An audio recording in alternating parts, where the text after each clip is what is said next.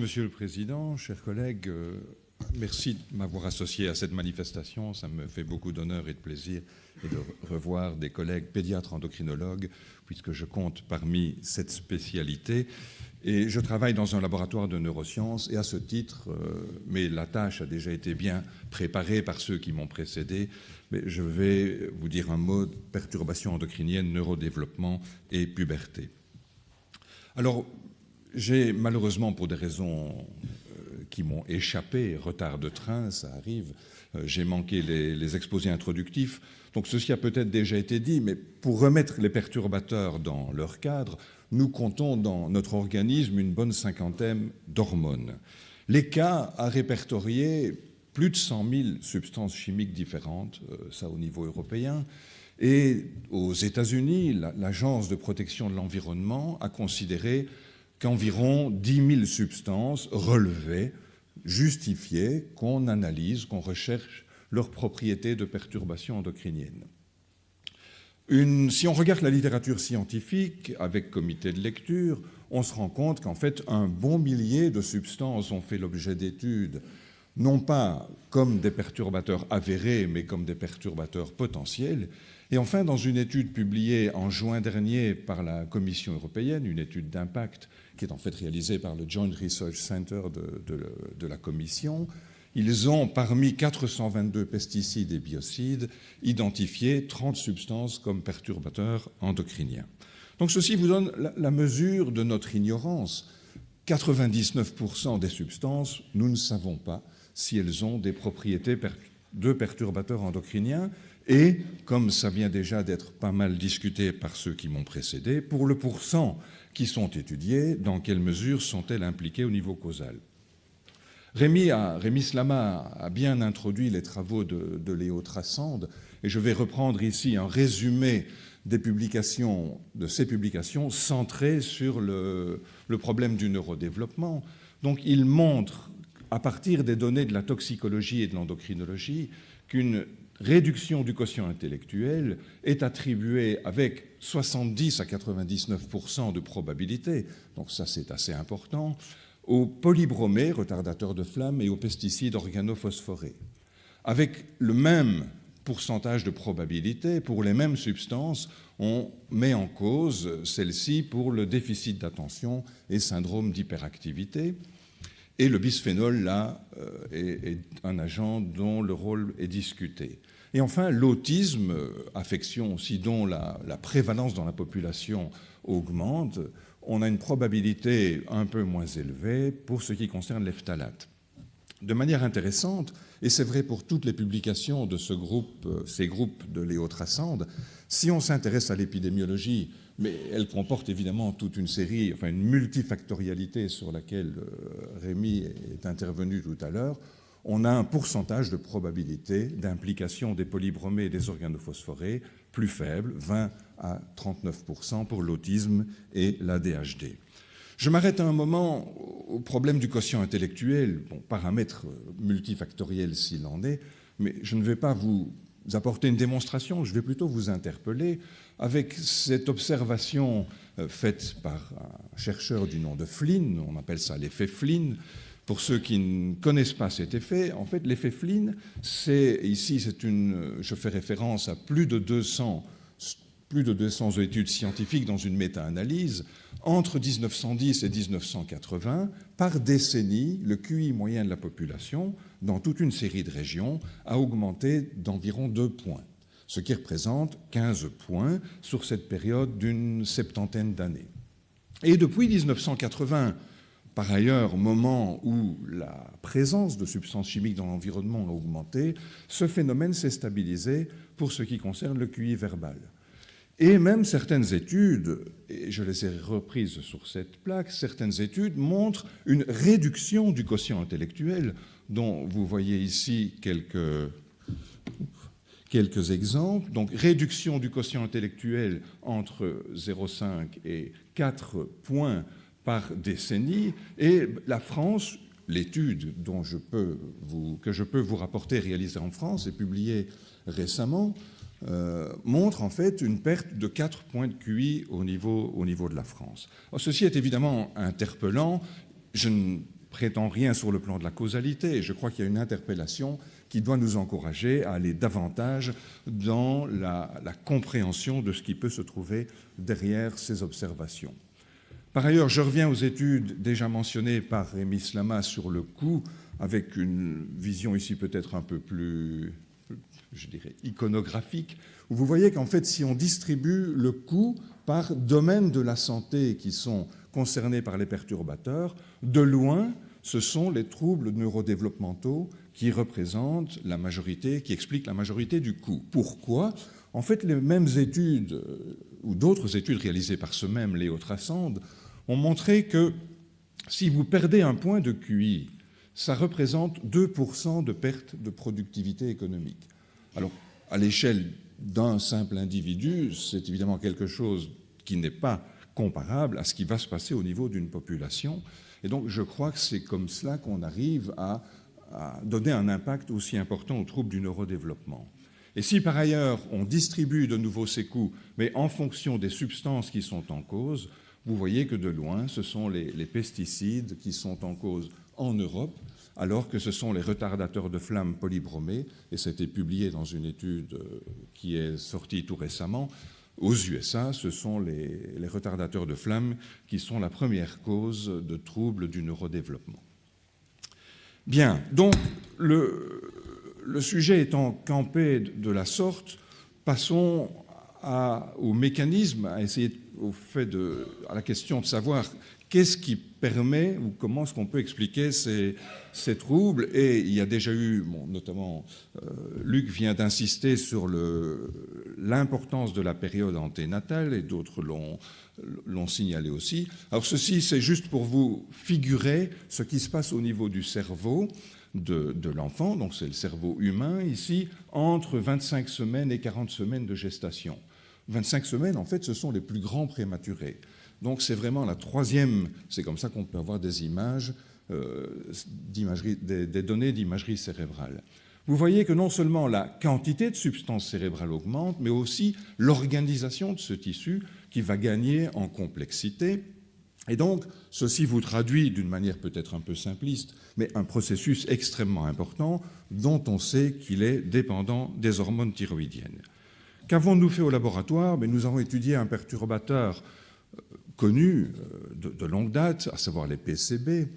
C'est complexe parce qu'il y a beaucoup de PCB. Nous avons étudié un mélange commercialisé qui était commercialisé, qui s'appelle l'Arochlore.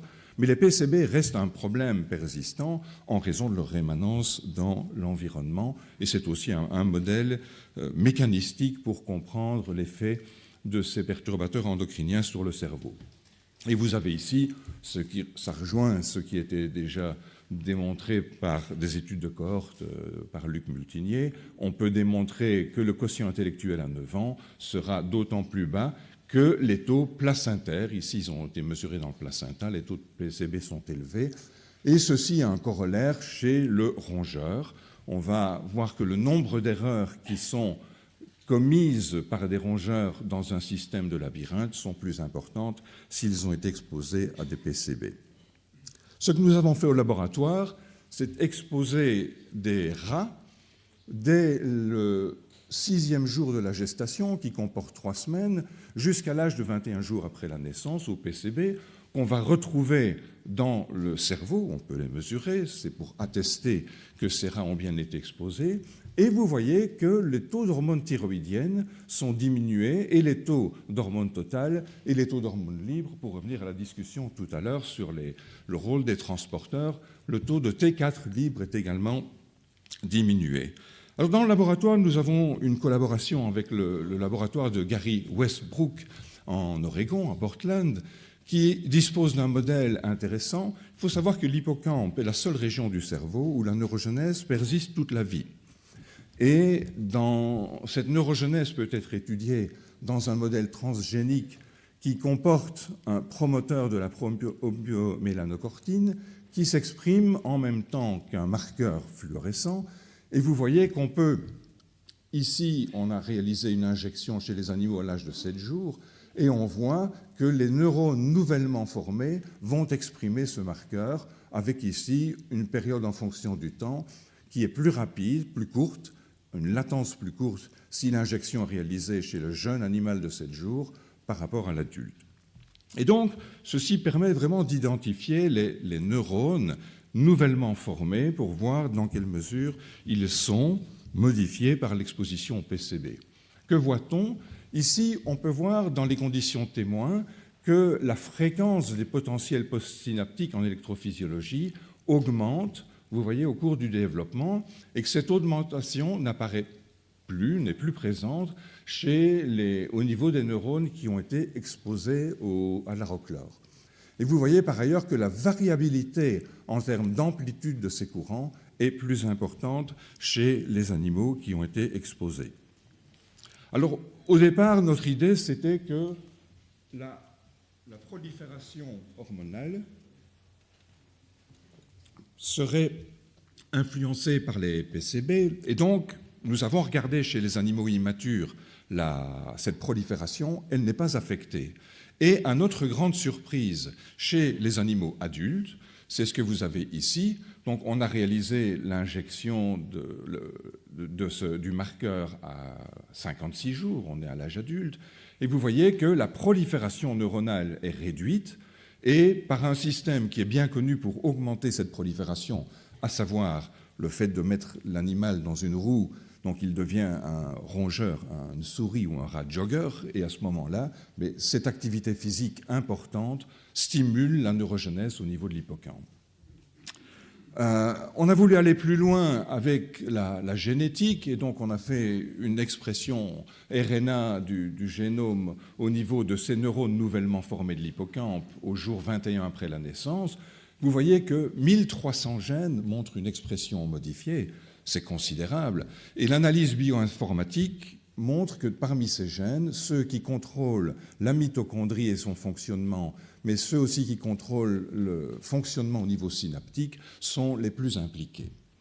Donc, si j'essaie de résumer à ce stade, je dirais, 1, les troubles du neurodéveloppement, comme l'autisme, le déficit d'attention et hyperactivité, et une altération des capacités cognitives sont associées avec l'exposition à certains perturbateurs, et je ne fais là que renforcer ce que Luc Multinier a dit précédemment.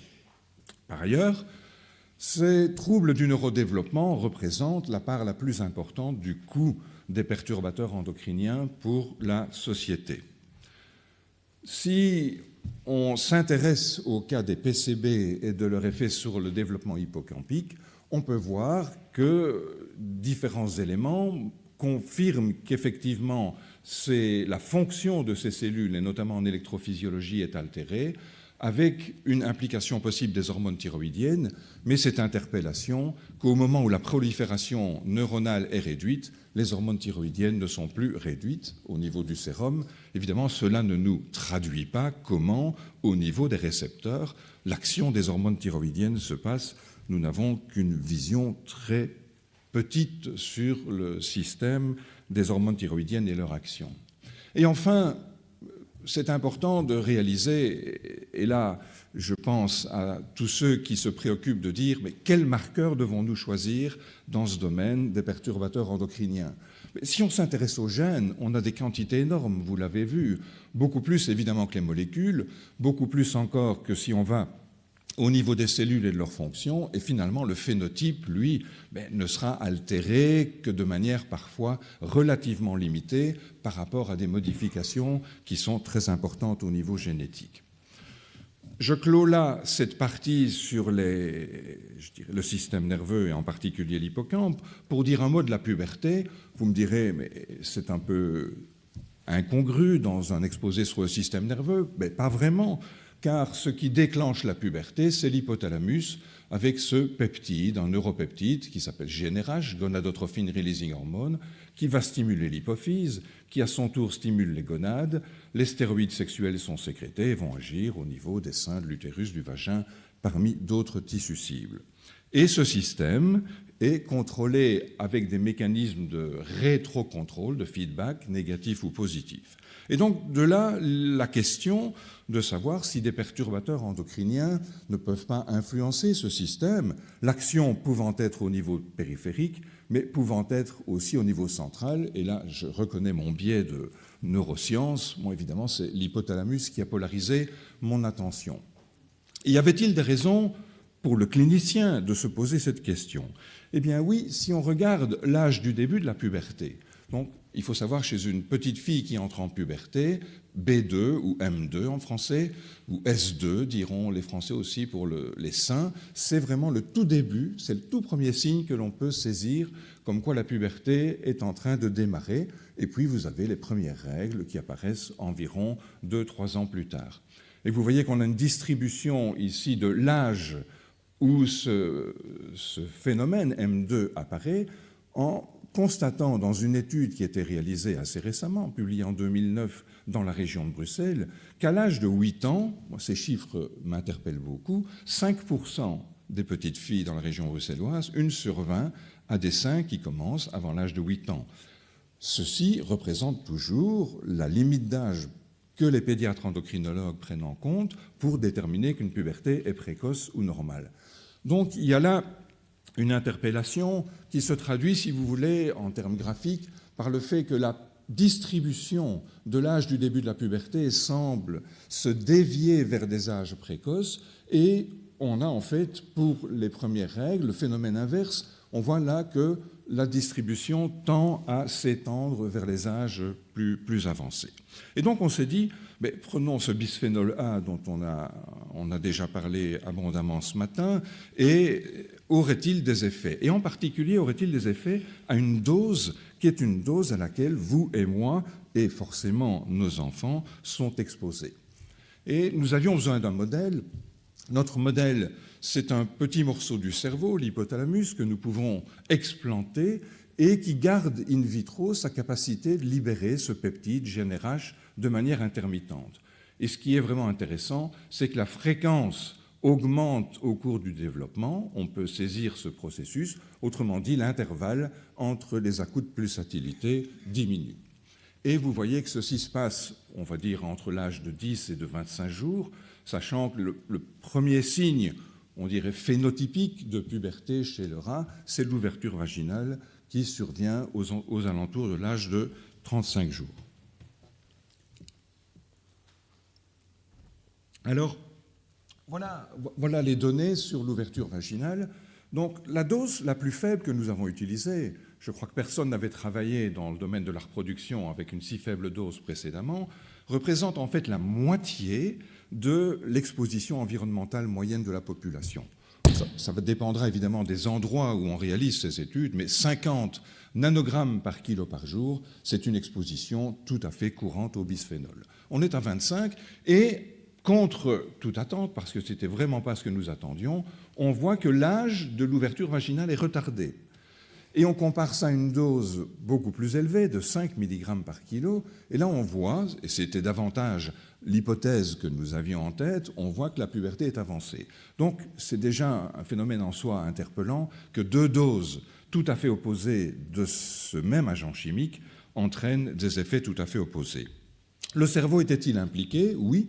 Dans la mesure où, si on regarde l'intervalle de pulsatilité, vous voyez qu'il est augmenté, autrement dit, la maturation est retardée pour la faible dose de bisphénol, et elle est au contraire, l'intervalle est rétréci, ça veut dire que la maturation s'est faite plus rapidement, et vous avez ici un profil qui vous montre, qui vous illustre ce phénomène. On a suivi ici la même logique, en fait, ici d'abord, parce que cette étude a précédé celle sur l'hippocampe, et donc, on a pris l'hypothalamus, on a extrait l'ARN et on a étudié l'expression génique pour voir que les mRNA étaient au niveau de 34 gènes, avaient une expression modifiée par la faible dose. Prenant la dose plus élevée, 472 gènes, et vous voyez un peu plus de 1400 gènes lorsqu'on opposait les 2 doses. Alors, je passe les détails, on a fait une analyse bioinformatique et puis confirmé les résultats de l'analyse bioinformatique avec des expérimentations in vitro. En fait, il apparaît, et ça va nous ramener à la discussion qui terminait la présentation précédente, mais on n'est plus du tout dans le système endocrinien, c'est la neurotransmission, c'est le GABA, dont l'activité paraît vraiment augmentée par la faible dose de BPA et paraît en fait réduite par la forte dose.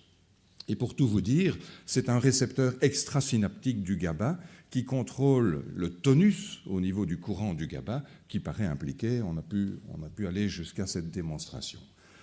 Alors, on a eu la chance d'avoir des contacts quand on a vu ces données et qu'on avait vu une publication du groupe de Daniel Zalco, Nicolas Cabaton à Toulouse. Donc on a contacté Daniel Zalco. Eux faisaient des études en métabolomique et étudiaient le GABA au niveau de l'ensemble du système nerveux avec une dose qui était en tout point pareille à la nôtre, mais qui avait été administrée dès le 8e jour de gestation.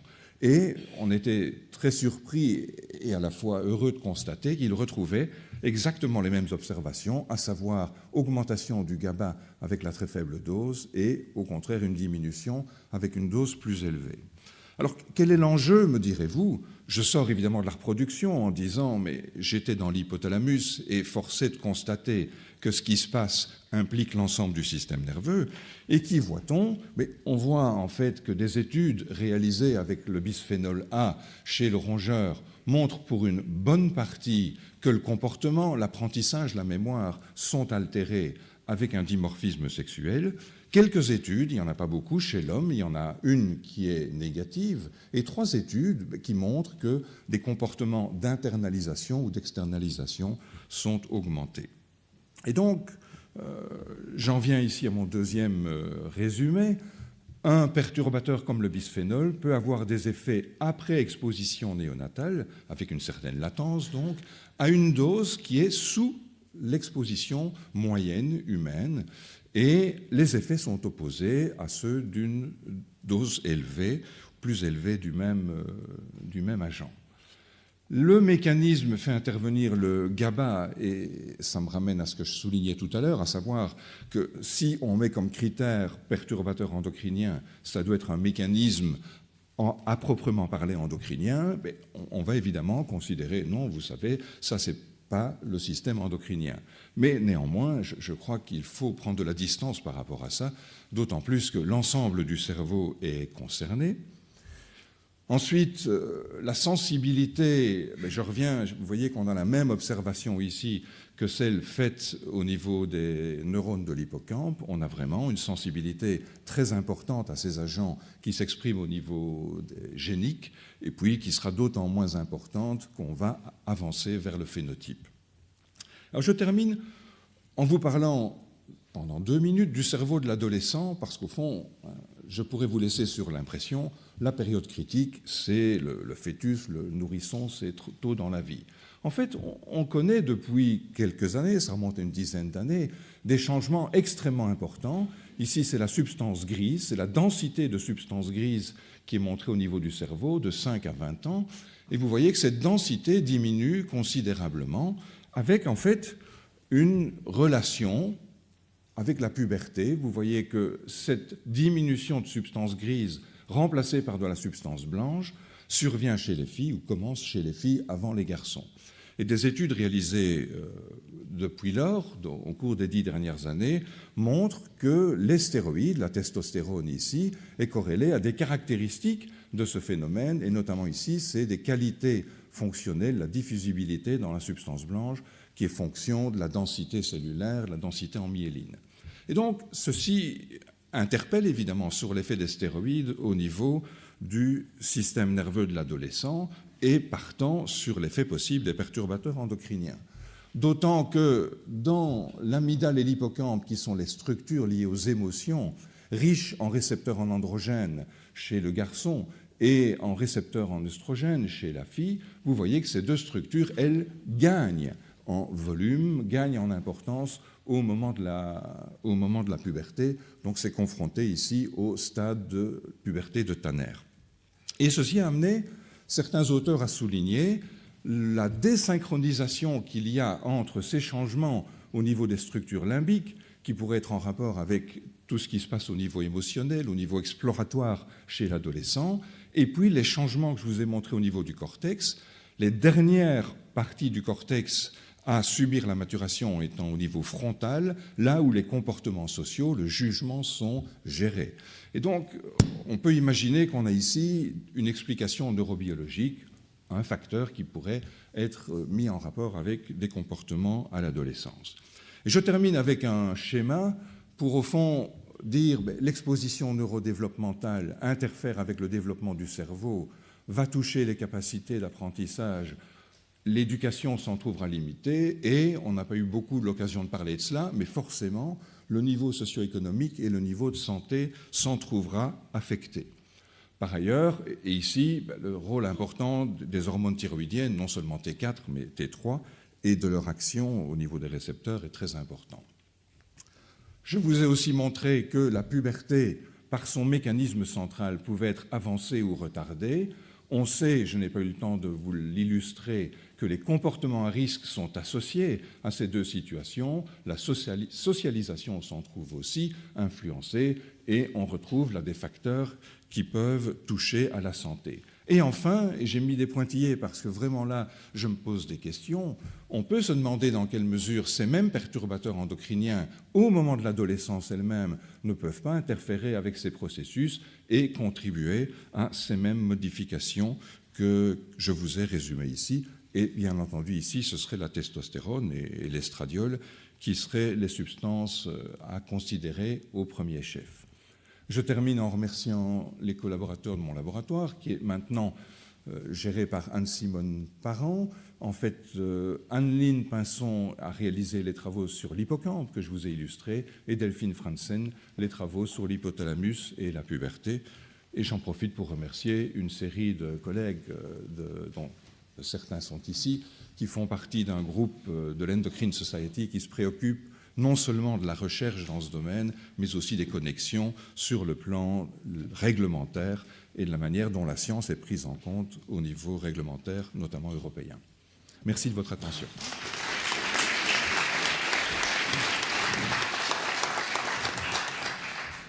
Jean-François Bach et ensuite J'ai été Philippe Bouchard. tout à fait admiratif de ces beaux résultats. Et je voudrais vous poser une question alors, qui est plutôt d'ordre clinique. Finalement, dans l'état actuel des choses, peut-on dire que l'avancement de l'âge de la puberté chez l'homme, ou chez la jeune fille, ou chez l'homme, parce que dans les deux cas c'est peut-être différent, relève d'un effet des perturbateurs endocriniens? Est-ce qu'on a des arguments épidémiologiques au-delà de toutes les considérations physiopathologiques et expérimentales? Je vais prendre un exemple pour vous répondre, c'est celui des enfants de l'adoption internationale, qui est en fait le sujet qui m'a amené à ce domaine des perturbateurs endocriniens. Ils ont un risque pratiquement 80 fois plus élevé de commencer la puberté plus tôt. Et on a retrouvé chez ces enfants du DDT, et on a montré au niveau de l'hypothalamus que le DDT, par ses propriétés œstrogéniques, accélérait la maturation. Et puis on s'est dit, mais on a la réponse. Et puis finalement, en regardant l'ensemble des phénomènes, on a vu que ces enfants naissent probablement avec un poids de naissance insuffisant, ont connu des conditions de stress néonatal qu'on sait être un facteur qui accélère le début de la puberté.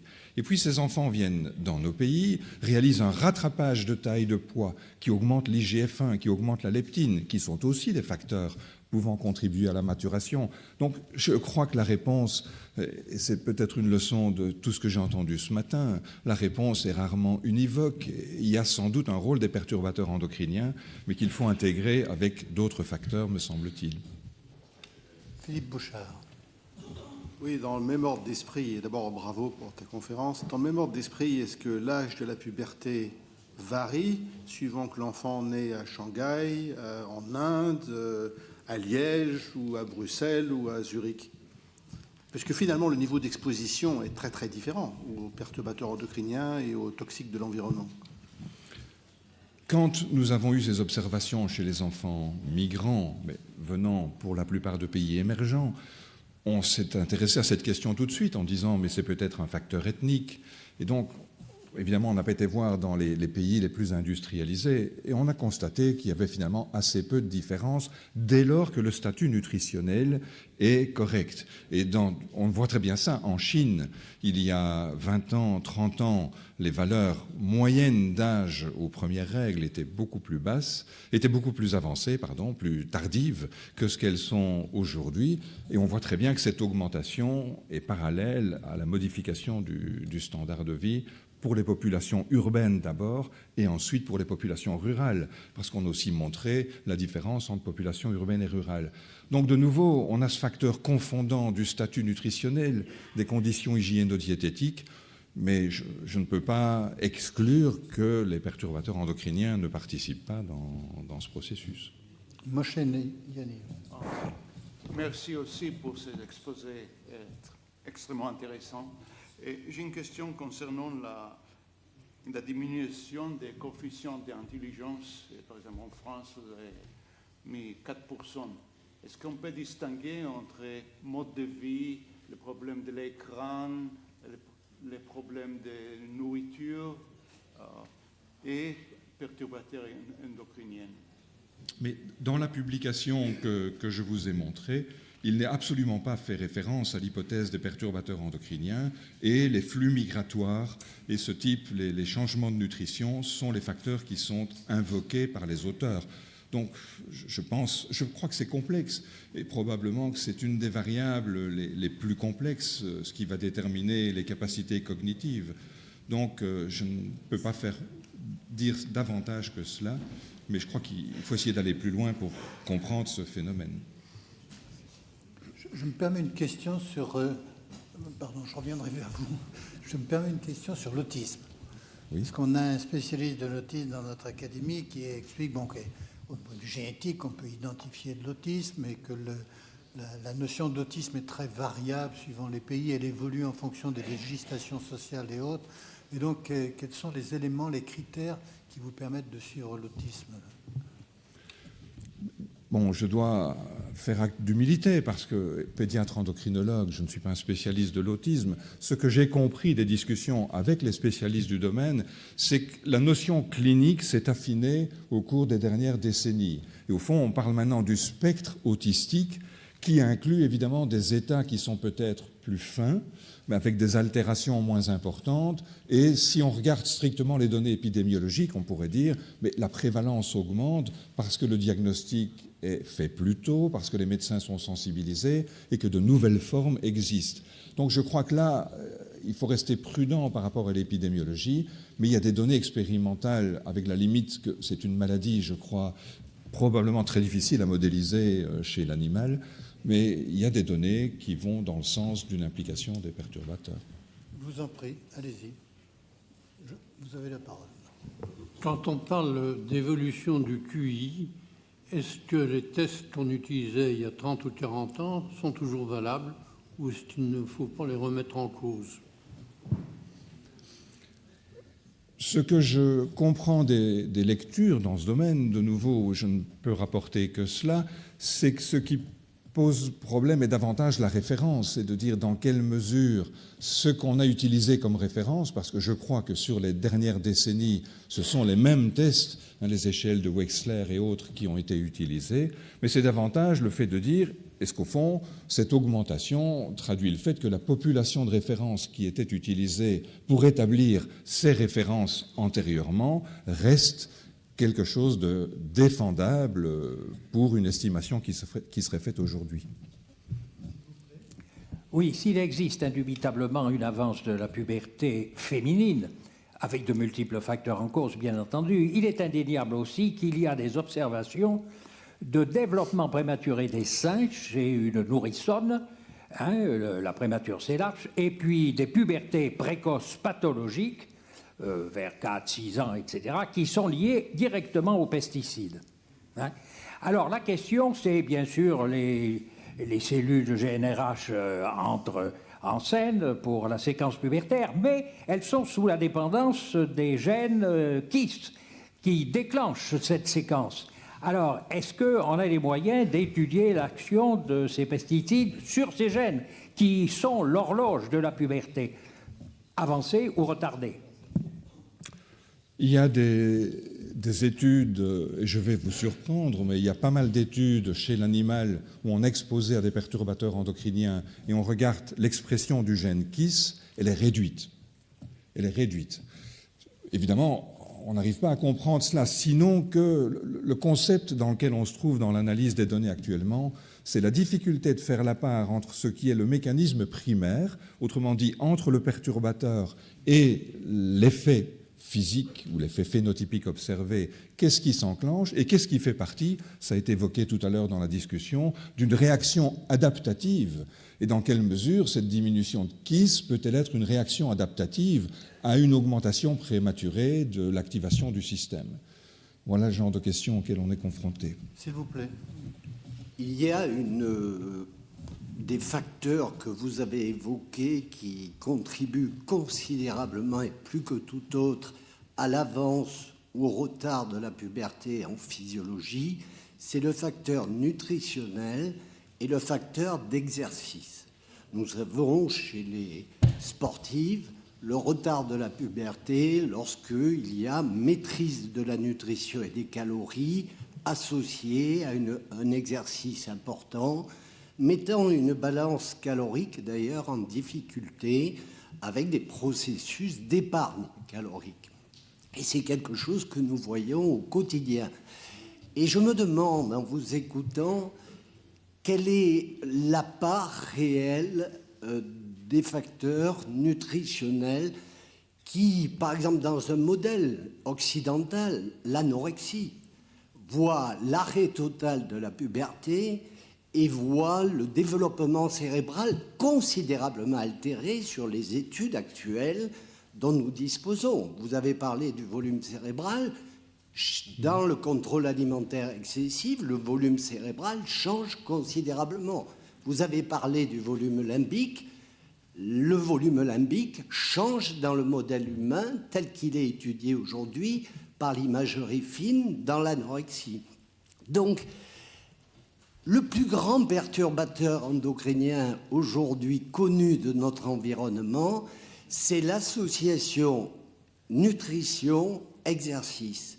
Il est évident dans tous les modèles humains que nous avons. Et quand je vois le mal que l'on a à démontrer dans le modèle des perturbateurs endocriniens, je me dis qu'il faut regarder de près ce qu'on a sous nos yeux, qui perturbe considérablement, de manière visible dans les consultations, les équilibres hormonaux. Vous abordez une question extrêmement complexe, merci pour ce commentaire. Et peut-être je ne vais pas parler du modèle de l'anorexie, c'est une maladie tout à fait compliquée. Juste pour vous montrer combien elle est compliquée, la moitié des patientes anorexiques arrêtent d'être réglées avant même que le poids ait commencé à chuter, ou en tout cas un certain nombre d'entre elles, ce qui indique bien que ce n'est pas strictement en termes de leptine, de réserve énergétique qu'on peut expliquer la physiopathologie de cette maladie. Mais je voudrais tirer l'opportunité de ce commentaire pour souligner le fait que nous devrions, je pense, davantage considérer comment les stresseurs de type chimique, que sont les perturbateurs endocriniens, en association avec d'autres phénomènes de stress de type émotionnel, psychosociaux ou de type nutritionnel, s'associent. Et on a fait cela dans une étude chez l'animal parce que, sachant la sous-nutrition avant la naissance peut modifier le timing de la puberté chez le rat, on a donc regardé dans quelle mesure des rats nés de mères un peu sous-nutris, légèrement, avaient une réponse, on a utilisé le diéthylstilbestrol dans cette expérience, avaient une réponse au DES au niveau de l'hypothalamus qui se modifiait, et notamment sur l'effet de la leptine. Et on a vu que la leptine agit moins bien dans l'hypothalamus chez les animaux qui ont été sous-nutris in utero, elle agit aussi moins bien chez ceux qui sont exposés au DES, et l'effet est tout à fait cumulatif. Donc, probablement, devons-nous prendre en compte la multifactorialité en termes de la causalité et, à côté des agents chimiques, envisager ce type de facteurs. Je vous remercie.